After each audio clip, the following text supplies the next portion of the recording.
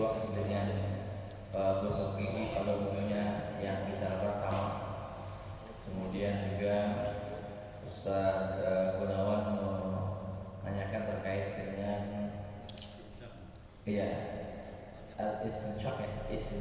istinsar ya. Nah itu apakah harus ada air dua-duanya atau boleh lewat mulut tenggorokan? Kemudian kait dengan salam, ya apakah salam itu boleh langsung atau jeda?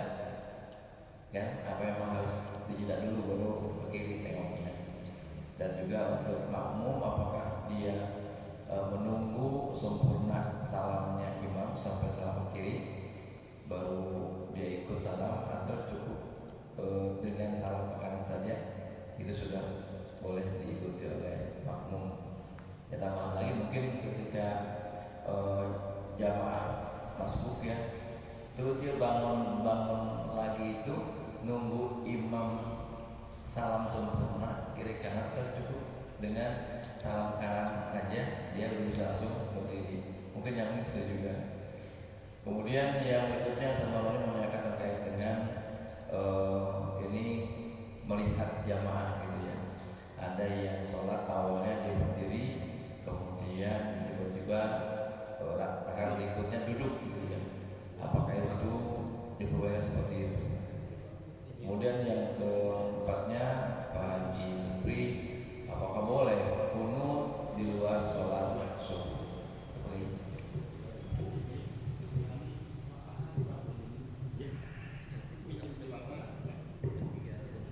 Ya, terima kasih. Pertanyaan pertama tentang daripada siwak. Siwak, pemanfaatan siwak pertama, mutahhiratun lil fam, mensucikan mulut. Dengan bersiwak mulut kita bersih. Enggak usah kita pakai sikat-sikat gigi. Kalau pakai sikat gigi mangga, tapi lebih utamanya bersiwak. Faedahnya utamanya pertama mutahhiratun lil fam, membersihkan gigi. Yang keduanya mardatun lirroh, Allah ridho dengan kita bersiwak. Yang ketiganya adalah musfinatun lisyaiton, setan gedek murka benci sama kita ketika kita bersiwak. Gimana kalau dengan sikat gigi? Beda, siwak dengan sikat gigi beda. Iya, jadi siwak ini adalah menjadikan mutahhiratun lil fam. Nggak usah pakai Ciptaden, Pepsodent, ya kita pakai juga maka silakan buat lebih membersihkan lagi. Itu juga sebenarnya udah bersih dengan keyakinan kita yang dicontohkan oleh Rasulullah bahwa siwak itu membersihkan kepada mulut kita. Gitu kan ya. Yang keduanya apa tadi ya? Istinsaq dengan madmadoh. Sunnahnya itu dikumpulkan, digabungkan. Nah, antara kekemur kita ambil air, kekemur balik ke hidung kita. Nah, kalau yang dari mulut keluarnya mulut, kalau yang dari hidung keluarnya hidung. Jangan kita telan dari hidung, sigrap. Jadi begini sunatnya. Bagaimana pembacaannya? Berarti bagaimana bacaannya? Kagak membaca juga, kagak apa-apa. Yang ya? Di sini ada air. Iya. Di jari juga ada air. Di jari juga ada air. Jadi digabungin begini. Biasanya kita aku ya, kekemur, habis kekemur baru masukkan air. Itu sunatnya dikumpulkan, digabungin antara kekemur dengan istinsaq. Begini. Udah pernah ngejajal belum? Nah, udah kali ya. Terus apa tadi? Tapi istinsarnya itu agak sulit dan mungkin. Ya? Tapi istinsarnya nggak dapat tuh ya. Istinsaqnya. Istinsarnya mengeluarkan airnya ya. Iya, kalau misalnya kita ambilnya sekaligus begini, ada juga yang keluar. Nah, ini air kita ambil, kita gini kita gabungin, ada juga yang keluar dari hidung kita. Maka kita biasanya ini aja deh. Iya. Ini aja udah. Iya. Kalau seandainya nggak ada yang keluar dari hidung nggak apa-apa. Terus lagi apa tadi ya? Salam. Ya. Oh iya. Ketika kita ulun salam, muqaranah dengan imam, membarengkan dengan imam, maka bisa membatalkan dan memakruhkan. Ada muqaranah bil haram, ada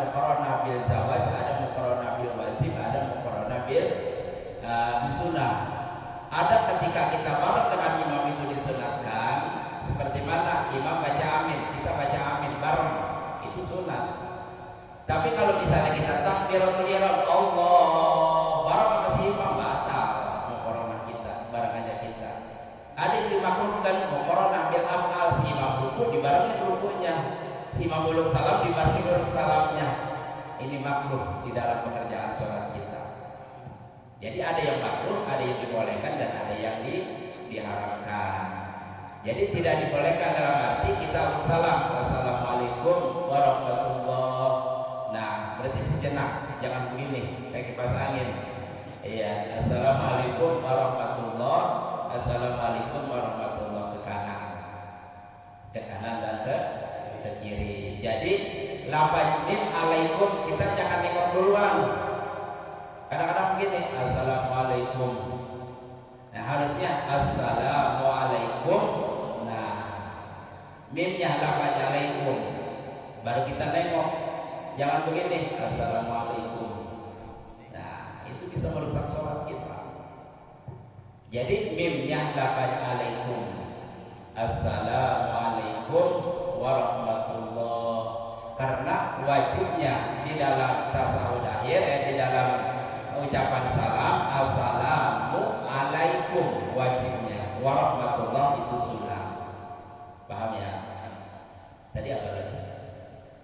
Sama itu. Lanjutannya kalau makmum. Ketika kita sholat berjamaah, ketika di rakaat awal, di rakaat pertama kita masih kuat berdiri. Pas di rakaat kedua udah kagak sanggup, kagak bisa berdiri, kita terusin sholat sambil duduk, maka tidak batal sholat kita. Kalau kagak bisa berdiri. Bahkan ketika kita sholat berjamaah dengan sholat sendiri, contoh, kalau kita sholat sendiri, perkara yang sunat kita baca, contoh, doa iftitah kita baca, habis doa iftitah kita baca Fatihah, habis baca Fatihah kita baca surat, kan komplit kesunatan dibaca, rukun juga ada. Kalau kita sholat sendiri, kesunatan kita baca, kesunatan kita kerjakan. Tapi kalau kita sholat berjamaah hanya bisa Fatihah doang, kagak bisa kuat berdiri lama, akhirnya surat kita kagak kebaca. Maka lebih utama meninggalkan surat tapi sholat berjamaah daripada kita sholat sambil duduk semua kebaca. Semua kebaca sholat sambil diri. Paham ya? Ya jadi kagak apa-apa. Di rakaat pertama kita bisa berdiri, di rakaat kedua kita sholat sambil duduk, maka silakan. Tidak membatalkan kalau seandainya kita nggak bisa berdiri. Tapi kalau masih bisa berdiri, sanggup berdiri, ya kita berdiri, karena berdiri menjadi rukun sholat. Iya, kalau udah nggak bisa berdiri, kita sholat sambil duduk, maka tidak membatalkan kepada sholat kita. Kalau sengaja membatalkan. Iya. Terus kecuali kita sholat misalnya sholat sunat, pengen bari dulu nih, padahal bisa berdiri nggak apa-apa. Kalau sholat sunat, iya. Tadi apa? Yang salam tadi. Salamnya makmum itu nunggu salam imam sempurna kiri kanan kiri cukup kanan saja. Iya, yang penting mah ketika si imam sudah melaksanakan rukunnya. Dalam arti ulun salamnya ke kanan kan itu rukun ya. Nah, udah sampai di pertengahan yang kedua ini menjadi sunat. Ketika dia udah begini mau ke kiri kita ke kanan kagak apa-apa. Yang penting asal jangan dibarengin. Si imam assalamualaikum kita assalamualaikum barengin jangan. Jadi posisinya ketika si imam sudah melaksanakan rukunnya assalamualaikum warahmatullahi ke kanan. Nah pas ada di pertengahan kita ke kiri kita ke kanan tidak apa-apa, tidak membatalkan. Tapi kalau misalnya kita tunggu sampai selesai maka lebih bagus lagi. Iya, berarti yang ke kanan menjadi rukunnya ke kiri sunat, antara rukun dan sunat sudah dikerjakan sama si imam. Baru kita mengikuti kepada si imam. Paham ya? Nah, ada lagi? Oh iya. Di luar subuh. Iya. Gimana kalau seandainya kita sholat maghrib pakai kunut, maka silakan. Sholat asar pakai kunut silakan. Sholat zuhur pakai kunut silahkan, sholat Jumat pakai kunut silahkan, namanya kunut nazilah. Jadi ketika itu kunut ngajilah dikerjakan. Kalau seandainya suasana di daerah kita banyak bencana, banyak balai, banyak begini, itu disunatkan. Sembahyang maghrib pakai kunut, isya pakai kunut, lohor pakai kunut, maka silakan. Ataupun kita lihat umat Islam di Palestina, di Gaza. Nah, kita doakan melalui kunut, maka silakan, kagak apa-apa. Jadi intinya kunut kita bukan hanya subuh doang, lohor, asar, maghrib, isya pun dibolehin. Namanya kunut nazilah. Paham ya? Nah, kagak apa-apa.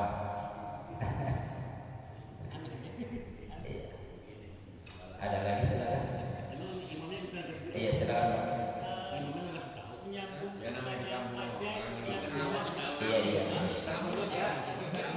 Iya silakan. Iya. Salah satu tujuan simak kan membersihkan pamung dulu. Ini kebanyakan yang masih mengatakan ini saudara kita dari jamaah tabligh tadi. Nah itu bahkan nggak jadi bersih, karena sudah beberapa kali kalau di kantong udah kotor sekali. Itu bagaimana? Jadi blok. Itu aja itu. Iya.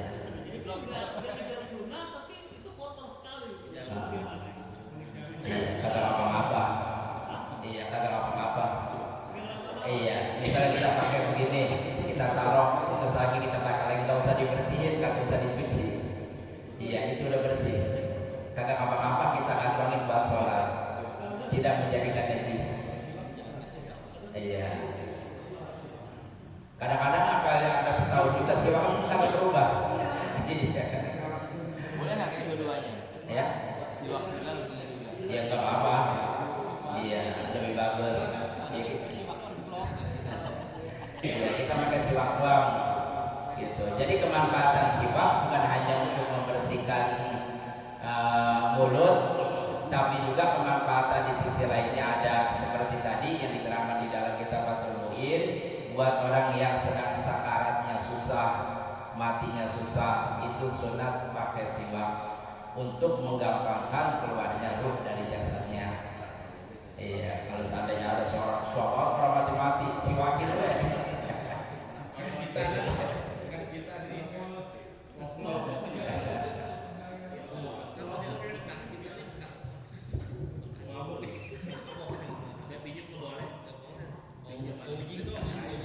Iya kalau main Abdul mah dua-duanya siwak juga, juga. Bagus banget kan nggak masuk ke syarat gigi, ya kan? Iya nggak betah juga. Kalau siwak doang, maaf ya, gigi masih banyak. Gitu. Nah, gitu.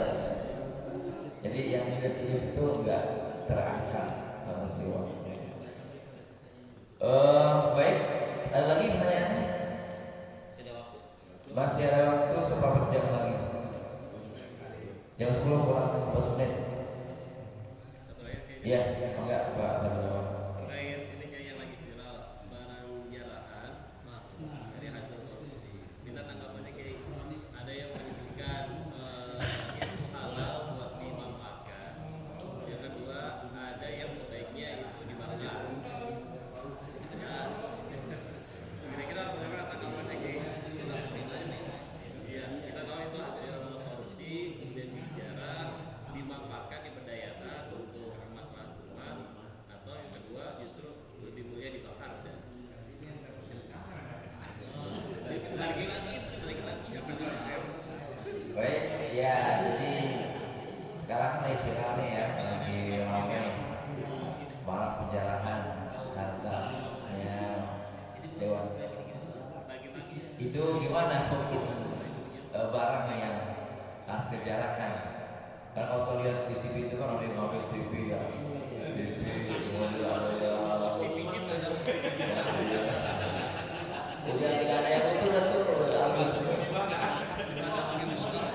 Nah itu gimana hukumnya? Ya, gitu.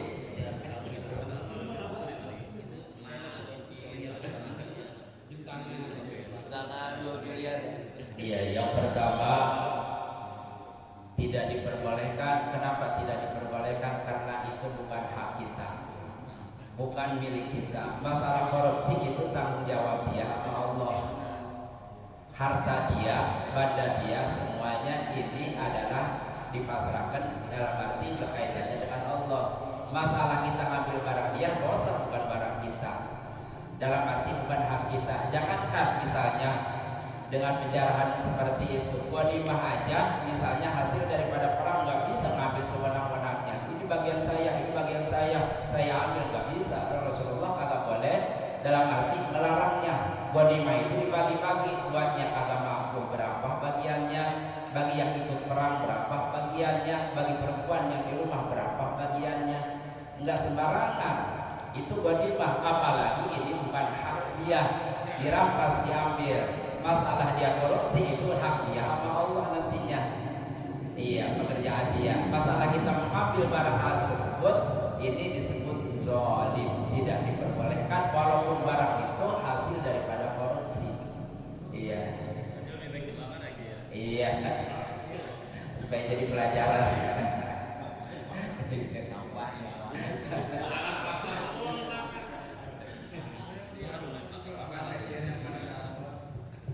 Ya paham lah tuh ya. Ini nggak boleh bakar, nggak boleh diarah, nggak boleh dijual gitu. Ya. Yang jelas adalah bentuk tindakan kriminal, zalim itu juga dilarang dalam agama. Baik, ada lagi? Boleh ya? Baik, kalau tidak ada yang bertanya, ta'alif kita sampai di sini. Sebelum saya itu mungkin ada amanat dari ketua Family Gathering kemarin. Terima kasih kepada jamaah yang telah ikut serta kemarin dalam kegiatan Family Gathering Bali Community, dan insya Allah di kegiatan itu menambah kebersamaan dan ukhuwah serta kekeluargaan. Kemudian yang selanjutnya, hal yang berikutnya adalah kita akan menggelar kegiatan zikir maulid. Ya, zikir maulid itu kemungkinan nanti akan digelar pada akhir September setelah semua majelis taklim atau masjid yang ada mengadakan zikir maulid, baru kita mengadakan. Kalau dilihat di tanggal hijriahnya, tanggal 30 Rabiul Awal itu kalau nggak salah di tanggal 21-an September atau ya minggu-minggu akhir menghujung di September. Jadi nanti insya Allah ya kita akan mengadakan zikir maulid. Saya akan koordinasi juga dengan ketua Muzakarah dan pengurus Muzakarah, baiknya gimana, malam apa dan tanggal berapanya nanti kita informasikan berikutnya. Jadi mungkin yang saya dapat sampaikan sebagai tambahan. Baik jamaah sekalian, sama-sama kita tutup alif kita dengan mengucap lafaz doa kafaratul majlis. Bismillahirrahmanirrahim. Subhanallahumma wa bihamdika asyhadu an la ilaha illa anta astaghfiruka wa atubu ilaik. Wassalamualaikum